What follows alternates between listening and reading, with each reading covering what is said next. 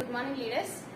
నేను 4 months CLC maintain చేయడం వల్ల, అంటే 4 months 100 PV ప్రోడక్ట్స్ తీసుకోవడం వల్ల ఒక 5th month ఫ్రీగా వచ్చిన ప్రోడక్ట్స్ 4 రైస్ బ్రౌన్ ఆయిల్స్, ఒక టీ పౌడర్, ఒకటి గ్యానో tooth paste, 2 neem soaps, total 2515 రూపాయల ప్రోడక్ట్స్ ఫ్రీగా వచ్చినాయి.